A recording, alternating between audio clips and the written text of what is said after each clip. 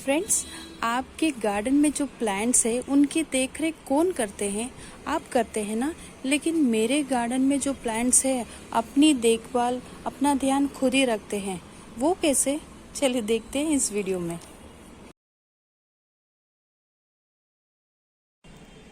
Hello plant lovers, welcome to my channel IB garden. सभी को जय जिनेंद्र, स्वागत है मेरे चैनल में। फ्रेंड्स, हम कहीं बाहर जाते हैं या फिर कोई काम से हमें गार्डन की देखभाल करने के लिए थोड़ा वक्त नहीं मिलता है, तब होता क्या है, कोई कोई ऐसे प्लांट्स रहते हैं जिन्हें रोज पानी डालने की ज़रूरत रहती है या फिर थोड़े थोड़े दिनों में फर्टिलाइज़र की ज़रूरत होती है। तब हमें को करना क्या है? एक ऐसा काम करते हैं जो हम अगर ना भी रहें हमारे गार्डन और हमारे पौधों को ध्यान रखने के लिए, तो भी वो अपने आप ही सेल्फ फर्टिलाइज कैसे सॉइल से ऑब्जर्व कर सके, ऐसा कुछ कर पाए हम। तो देखते हैं आज इस वीडियो में कैसे मैं अगर कहीं बाहर जाती हूँ तो प्लांट्स को सेल्फ फर्टिलाइज होने के लिए, सॉइल सेल्फ फर्टिलाइज, जैसे कि अपने आप ही पूरी एनर्जी ऑब्जर्व हो सॉइल में, इस तरह का कुछ काम करके जाती हूँ उन पौधों के लिए जिन्हें रोजाना पानी और फर्टिलाइजर की जरूरत होती है। देखते हैं आज इस वीडियो में, बने रहे मेरे साथ मेरे चैनल में आईबी गार्डन। दोस्तों, हमारे गार्डन में ऐसे कितने सारे प्लांट्स हैं जिन्हें रोज पानी की ज़रूरत नहीं रहती है। कोई सक्यूलेंट्स रहते हैं, कोई शो प्लांट्स रहते हैं और कोई सेल्फ प्रोपगेटिंग प्लांट्स रहते हैं जिन्हें पानी की ज़रूरत नहीं रहती है। लेकिन कोई ऐसे भी प्लांट्स रहते हैं जैसे कि कोई वेजिटेबल्स प्लांट हो, ये भी वे ऑर्गेनिक चिली का प्लांट है, करी लीव्स का प्लांट है, तुलसी का पौधा है, या फिर पान का प्लांट, या फिर इस टाइप के कोई भी वेजिटेबल्स वाले पौधे जिन्हें रोज भी पानी की ज़रूरत रहती है। और अगर हम कहीं बाहर चले जाते हैं तो फिर क्या होता है, धूप में ये सूख जाते हैं, इनके पानी की ज़रूरत होती है। तो इन सब चीज़ों से बाहर आने के लिए मैंने कुछ एक उपाय किया है। फ्रेंड्स, आप देख पा रहे हैं यहाँ पर एक ग्रो बैग से ये पूरे वेजिटेबल्स के प्लांट ही है, जिसमें कहीं ग्रीन चिलीज यानी कि मिर्ची का पौधा है, टमाटो के पौधे हैं, आम का पौधा है। इनमें से इनको रोज भी पानी की ज़रूरत रहती है। और जैसे कि ये बहुत वेजिटेबल्स ग्रो करते हैं तो इन्हें एनर्जी की भी ज़्यादा ज़रूरत रहती है। तो हम क्या करते हैं, दूसरे पौधों की तरह इनको भी फर्टिलाइजर 2 या 3 महीने में देते हैं, तो इनको एनर्जी की ज़रूरत की कम की वजह से ये प्रॉपर ग्रो नहीं करते। तो इस चीज़ों से बाहर आने के लिए मैंने एक उपाय किया है। आप देख पा रहे हैं, जैसे कि इस बिजी वाली दुनिया में, इस दौर में अगर सबको ये नहीं हो पाता है कि घर में ही वर्मी कंपोस्ट बनाएं, तो करना क्या है, छोटे छोटे ही वर्मी कंपोस्ट भी आप तैयार कर सकते हो, जिस तरह से ये प्लांट्स के जो रूट्स रहते हैं सेल्फ ऑब्जर्व कर लेते हैं। जैसे कि अब मैं आपको बताती हूँ, देखिए इस गमले में भी आप देख पा रहे हैं, यहाँ पर एक इस तरह का बॉटल का कंटेनर रखा हुआ है और यहाँ पर भी है। मेरे सारे गमलों में जहाँ पर वेजिटेबल्स के प्लांट है वहाँ पर मैंने इस तरह से कुछ बॉटल्स को कट करके रखा है। तो चलिए देखते हैं मैंने इसमें क्या क्या डाला हुआ है। अगर आपके घर में इस तरह की कोई भी खाली पानी की बोतल्स हो, चाहे बड़ी हो या छोटी, वो कोई भी मायने नहीं करता है। तो आप देख लीजिए, अभी मेरे पास छोटी बोतल है तो अकॉर्डिंग टू ये ग्रो बैग है 12 बाई 12 का है, तो मैं इसके लिए ये छोटी बोतल ही ले रही हूँ। अब इसको इस तरह से 2 भाग में मैंने कट कर दिया है। देखिए, अब ये बॉटल है जो निचले हिस्से को इस तरह से मैंने कट कर दिया और यहाँ पर मैंने ड्रेनेज होल्स भी बनाए हैं। आप देख पा रहे हैं, यहाँ पर एक है, यहाँ पर है, 3 जगह पर मैंने इसमें ड्रेनेज होल्स बनाए हैं। और इस बॉटल की 2 पीसेस मैंने कट किए, ये देखिए। तो इसको ड्रेनेज की ज़रूरत नहीं है क्योंकि यहाँ पर ये कैप है, इसे ही ओपन करके हम मिट्टी में डाल देंगे।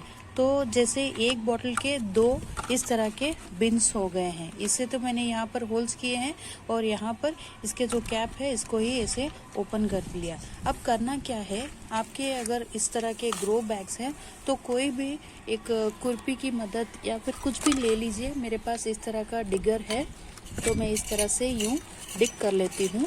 थोड़ा कम से कम एक 7 से या 5 इंच तक ही डिग करना है। और कहाँ करना है पता है? जहाँ प्लांट है उसके ही सामने आपको इस तरह से डिग करना है। ठीक है, अब इस तरह से इस बॉटल को यहाँ पर, ये एक वर्मी कंपोस्ट के बिन की तरह काम करेगी ये बॉटल, जो मैं इस तरह पर यहाँ पर प्लेस कर रही हूँ।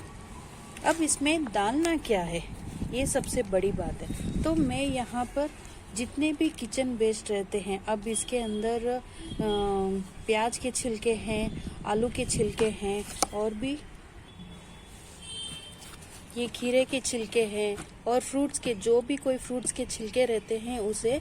लेकिन ध्यान में रहें, अब ये जो बिन है बहुत छोटा है कंटेनर, तो आप इन चीज़ों को भी छोटा छोटा मैन्योर कट कर लीजिए, या फिर छोटे छोटे छिलके, जिस तरह अब ये खीरे के छिलके छोटे छोटे हैं तो इजीली इसमें जा सके, ऐसे कीजिए। ना कि आप कोई भी इस बड़े बड़े फ्रूट्स के जो छिलके रहते हैं वो ना डालें, छोटे छोटे मैन्योर कट हुए तो वो डिकम्पोस्ट इजीली हो जाते हैं। फिर इस तरह से डालने के बाद आपको करना क्या है, अब इसके अंदर ये कोकोपीट डालना है इस तरह से। ठीक है, ये देखिए फ्रेंड्स, बस और क्या, ये हो गया हमारा कंपोस्ट बिन। अगर आप बराबर टाइम पर इसे, अगर आपके प्लांट को कंपोस्ट देना पॉसिबल नहीं होता है बिजी शेड्यूल के कारण, तो आप इस तरह भी कर सकते हो।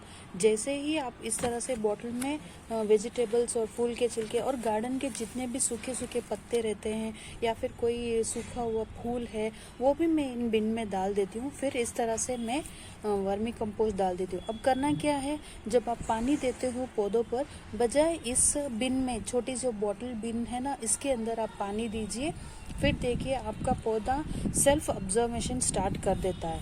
हाँ जी, जो रोज़ हम वर्मी कंपोस्ट दे नहीं पाते, यानी कि फर्टिलाइज़र दे नहीं पाते, तो ये इनकी जो प्लांट्स की जो जड़ें रहती है वो इस यहाँ से डेली ऑब्जर्व करता रहता है धीरे।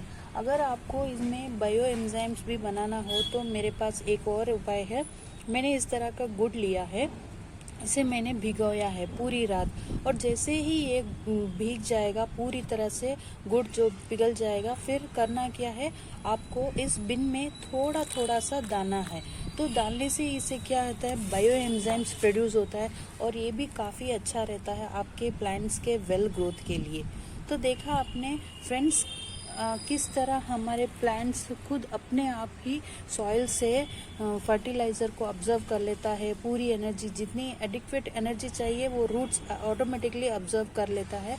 इसे डालने से आप देखिए, जैसे हमने होल्स बनाए हैं, तो जितना भी लिक्विड फर्टिलाइज़र रहता है ना, धीरे धीरे इन प्लांट्स में जाता रहता है और ये रूट ऑब्जर्व करता रहता है। हम जैसे देखते हैं, हम अगर मार्केट से कंपोस्ट बिन भी लाते हैं तो उनमें भी इस तरह से होल्स रहते हैं। क्यों रहते हैं? क्योंकि हम जितना भी किचन वेस्ट उसके अंदर डालते हैं तो इन होल्स में से लिक्विड फर्टिलाइज़र हम फिर ले सके, इस तरह से नीचे की तरफ ड्रेनेज होल्स रहते हैं। उसी तरह मैंने यहाँ पर भी इसके अंदर ड्रेनेज होल्स बनाए हैं। अब आप जितना भी किचन वेस्ट निकलता है आपके किचन से, और फ्रूट्स के, वेजिटेबल्स के छिलके इसमें डालिए। एक बात का ध्यान रखें, इन कंपोस्ट बिन में आप कोई भी डेयरी प्रोडक्ट्स ना डालिए, इस चीज़ का आप ध्यान रखें, और कोई भी नॉनवेज जैसी चीज़ें ना डालें।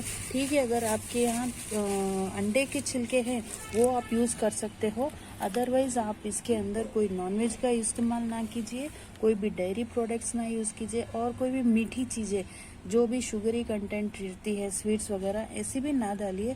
अदरवाइज़ अगर आप चाय की पत्ती डालना चाहते हो तो उसे अच्छी तरह से 4-5 पानी में धो ले, फिर सुखा ले, फिर आप डाल सकते हो। और गुड़ का पानी तो सबसे अच्छा है, और खट्टी छाछ वो भी बहुत अच्छी है बायो एंजाइम्स प्रोड्यूस करने के लिए। और कॉफ़ी का पाउडर, यस फ्रेंड, कॉफ़ी का पाउडर भी अगर आप इस बिन में यूज़ करोगे तो प्लांट्स के जो रूट्स रहते हैं वो बूस्ट करने में बहुत ही फ़ायदेमंद रहता है कॉफ़ी का पाउडर। देखा आपने किस तरह हमारे प्लांट्स अब सेल्फ ऑब्जर्वेशन कर लेते हैं, जब हम इनकी कुछ खास केयर नहीं करते, जब हमारे पास वक्त नहीं रहता है तो इन पौधों को आप इस तरह से सेल्फ फर्टिलाइजिंग का इस तरह का मेथड यूज़ कीजिए, तभी देख पाएंगे आपके प्लांट्स इस तरह की ताज़ा सब्जियां देने के लिए काबिल हो जाते हैं। तो thank you friends for watching my video. Stay connected with me and with my channel IB Garden. Happy gardening friends. Bye.